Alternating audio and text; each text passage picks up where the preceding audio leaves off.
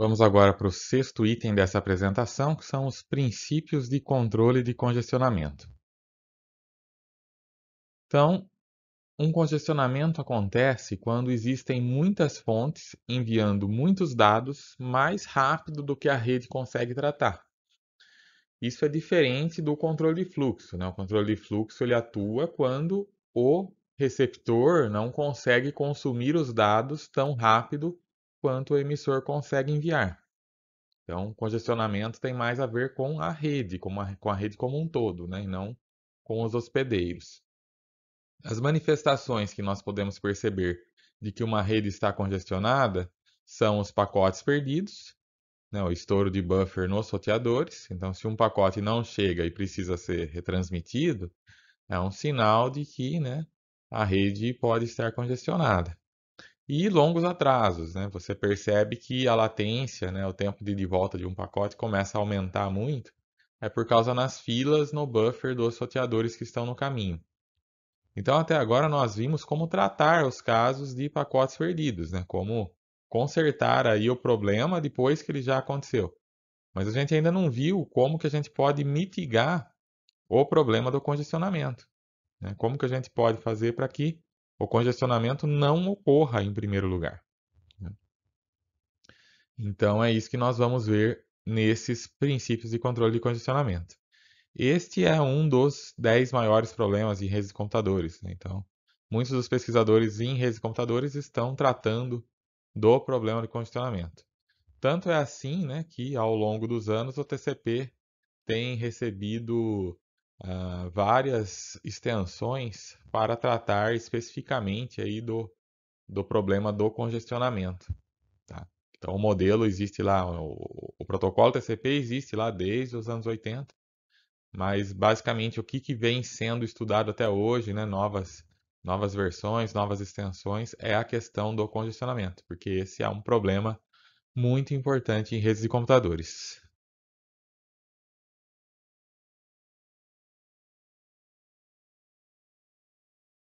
Então vamos imaginar primeiro um cenário bastante idealizado em que nós temos dois emissores e dois receptores. Um roteador onde o buffer pode ser infinito, tá? Tem uma memória infinita aqui para armazenar buffer. A capacidade de enlace de saída, do enlace de saída é R, e não existe retransmissão. Tá? Vamos assumir também que não tem sobrecarga de protocolo, tá? Que os pacotes, todos os dados aqui que vão ser colocados, o pacote vai ser gerado do tamanho dos dados, tá? Sem uma sobrecarga. Vamos supor que os dois hospedeiros estão enviando a uma taxa de lambda in. Tá? Se um hospedeiro só está enviando lambda in, aqui do outro lado está chegando lambda out, né? Esta é a vazão que está sendo obtida. Tá? Então, à medida que lambda in, se os dois estiverem enviando em lambda in, à medida que lambda in vai crescendo, o lambda out vai crescendo. Mas até um limite de R dividido por 2, porque você tem dois hospedeiros compartilhando R, então metade para cada um. Então, até R dividido por 2, você consegue ainda, né, à medida que você aumenta a vazão, a taxa que você coloca dados no enlace, ele vai aumentando a saída. Mas chega num ponto que não dá para aumentar mais, né, porque você chega no limite desse enlace aqui. Pode parecer uma boa ideia, né? Vamos os dois transmitir numa taxa de R dividido por 2, está tudo bem. Mas na prática não é assim que funciona, né? A gente sabe que dados são transmitidos tipicamente em rajadas, você tem aumentos e reduções de velocidade, então, à medida que você vai chegando no limite de R2, o atraso da fila aqui, ele vai crescendo exponencialmente, tá? E fica inviável de trabalhar quando você está muito perto do R dividido por 2 aqui. Além disso, se você exceder, né, esse limite, aí nesse caso você está criando uma fila que tende ao infinito também, né? Supondo que os dados vão ser enviados de maneira constante, que nunca vai parar de ter dados para transmitir.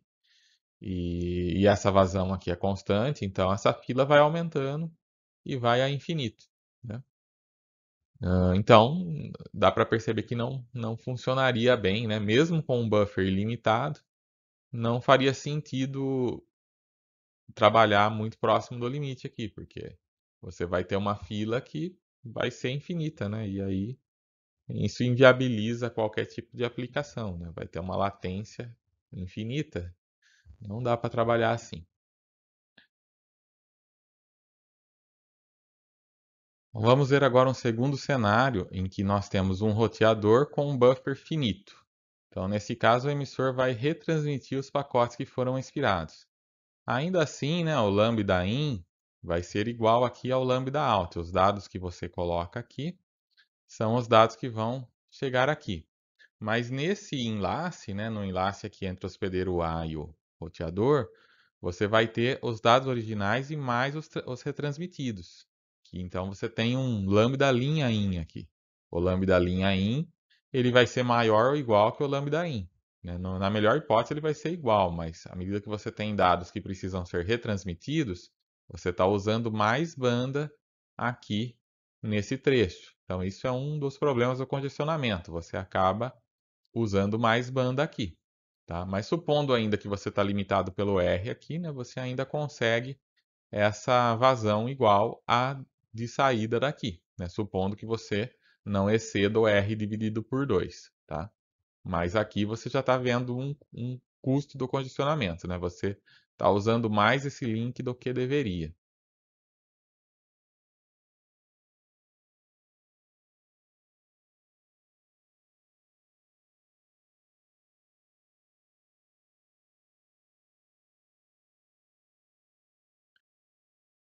Então, se você tem um conhecimento perfeito, né, se você magicamente conseguisse saber quanto que tem de buffer aqui e nunca enviar um pacote que fosse ser perdido, então você poderia, né, ter um lambda in igual ao lambda linha in, porque você só enviaria sabendo que o pacote não vai ser perdido, tá? Novamente, isso é uma idealização, né? Você só envia pacotes à medida que você tem espaço de buffer livre.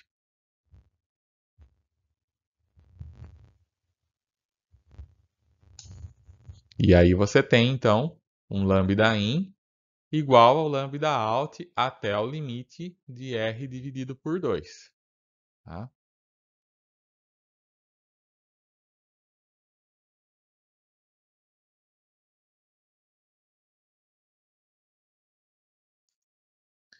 Mas, se a gente complicar um pouquinho, né, vamos saber agora que, na prática, a gente não tem como saber que o roteador tem ou não espaço em fila. Então, nós temos que transmitir e ver se vai acontecer uma perda.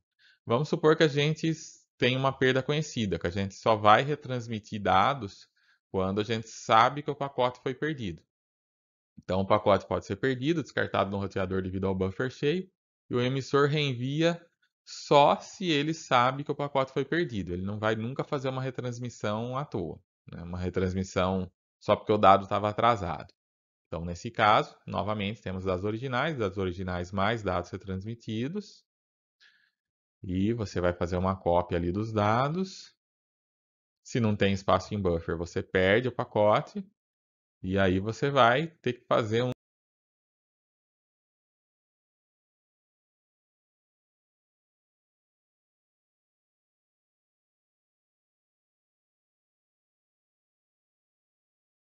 Então, agora vemos o caso em que o buffer está livre, e aí o pacote vai passar sem precisar de nenhuma retransmissão. Nesse caso, nós temos então o lambda in, que são os dados originais mais os dados retransmitidos, e eventualmente então vai precisar ter algumas retransmissões. Por isso que quando você chega perto do limite de R dividido por 2, você vê que o lambda in ele aumenta, mas o lambda out começa a não aumentar tanto, né? Você tem uma queda de desempenho aqui por causa das retransmissões. Mas ainda você tem uma vazão efetiva assintótica que tende a R dividido por 2. Então, se você força aqui mais transmissões, né? Você coloca um lambda in próximo de R dividido por 2, você ainda consegue um lambda out também próximo de R dividido por 2, mesmo com as retransmissões. Isso porque você não está fazendo nenhuma retransmissão de dado que não tenha sido efetivamente perdido, né? Ou seja, aqui você ainda está usando, aqui você não tem ainda nenhum dado duplicado, você só tem aqui porque teve perda. Daqui para cá, ainda você consegue chegar em R dividido por 2 porque não tem nenhuma redundância. Só que note que na prática, isso não vai ser possível de acontecer. Ah, então aqui, né, a gente tem um good put, né, que é a vazão desconsiderando as retransmissões e cabeçalhos. Então a gente ainda tem um good put igual, né, ao true put original.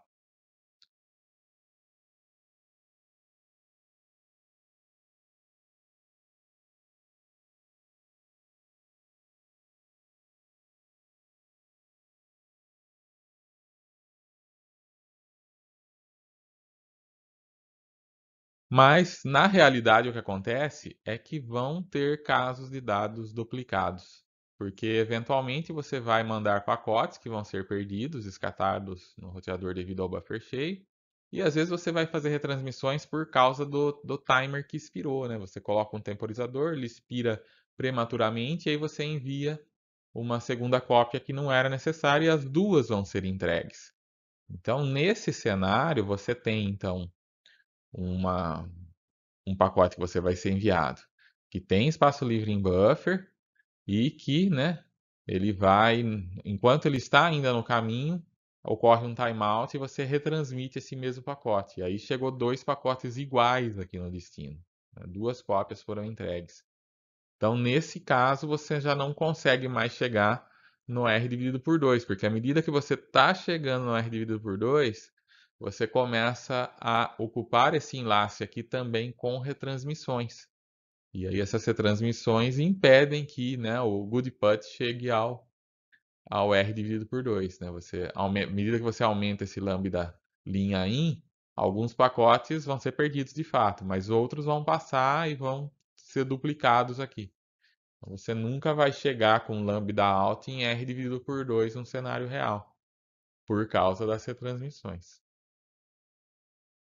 Então aqui nós vemos mais um custo do congestionamento, que é o trabalho maior por conta das retransmissões para uma dada vazão efetiva. Então você vai ter retransmissões necessárias, onde o enlace vai carregar múltiplas cópias do pacote, e isso reduz a vazão efetiva.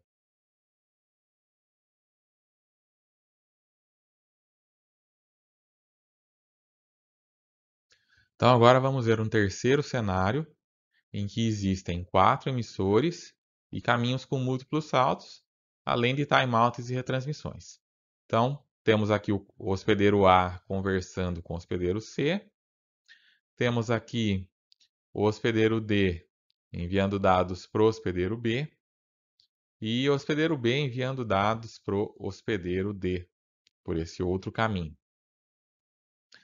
E, por fim, temos o hospedeiro C enviando os dados para o hospedeiro A também por esse outro caminho.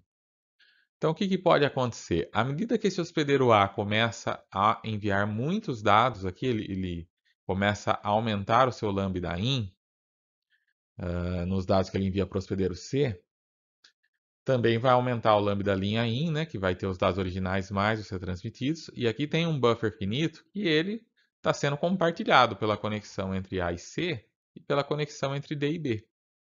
Então, à medida que isso aqui aumenta muito, o que vai acontecer? A pode acabar saturando esse enlace aqui. Tá? À medida que esse lambda in aumenta excessivamente, lambda in também vai aumentar e de repente vai ter todo o espaço em buffer que tem nesse roteador já vai ser tomado aqui. Né? Se ele enviar muito, muito rápido, todo momento que liberar um espaço em buffer aqui, ele já vai tomar. Tá? E isso vai atrapalhar a conexão de D com B, porque D está enviando aqui e está passando por um roteador, desse roteador vai ter que passar por aqui. Então, os dados desse roteador para esse roteador competem com os dados de A para C aqui, que também estão passando por aqui. Toda vez que um pacote desse roteador para esse roteador é perdido, né, e ele precisa ser retransmitido, você tem que passar esse novo pacote por todo esse trecho aqui. Então aqui a gente vê mais um custo de congestionamento, né? Você tem uma perda de pacotes aqui que não está perdendo só nesse enlace, né? Você teve todo um trabalho desperdiçado desde o início, né? Desde, né, todos os enlaces envolvidos, às vezes você sabe que um caminho pode ter muitos roteadores aí, né? Pode ter até dezenas de roteadores no caminho entre um hospedeiro e outro. E aí, se você tem uma perda de pacote lá num roteador já próximo do hospedeiro de destino, todo o trabalho dos roteadores que estão dali para trás foi desperdiçado, né? Não só eles trabalharam à toa, como eles deixaram de atender um outro hospedeiro que poderia também estar enviando dados por ali. Então, à medida que lambda in e lambda in aumentam, tá? Todos os pacotes azuis que vão chegando aqui na fila de cima vão ser perdidos. E aí você, num certo momento, né? À medida que isso aqui tende a infinito, isso aqui tende a zero. Então, de repente, a vazão do azul vai chegar próximo de zero, porque esse hospedeiro está saturando o link aqui, enviando cada vez mais. Então, fica claro que a gente precisa ter alguma providência com relação ao congestionamento. A gente precisa fazer alguma coisa para evitar, né, que um determinado enlace sature esse link e não deixe mais ninguém trabalhar, porque, né, fica pior para todo mundo, né? Fica pior para todos à medida que um aumenta muito a sua vazão além do que o enlace suporta. Então, em um cenário de múltiplos caminhos, à medida que você aumenta demais o seu lambda in ou lambda linha in, você começa a ter uma vazão que começa a cair. Não só você não consegue aumentar a vazão efetiva, como ela vai começar a cair por conta do trabalho desperdiçado aí de todos os roteadores que estão no caminho, tá? Então esse é outro custo do congestionamento, né? Quando um pacote é descartado, toda a capacidade de transmissão upstream que foi usada para esse pacote, ela foi desperdiçada. O pacote que atravessa a rede, quando está lá próximo do destino, é perdido. Todo mundo que trabalhou para encaminhar esse pacote, trabalhou à toa, né? Seria melhor nem ter enviado o pacote, porque isso pelo menos liberaria a rede para fazer outra coisa, tá? Então, o, a vazão efetiva aqui, né, o good put, acaba decrescendo se você aumenta demais a, o lambda linha in.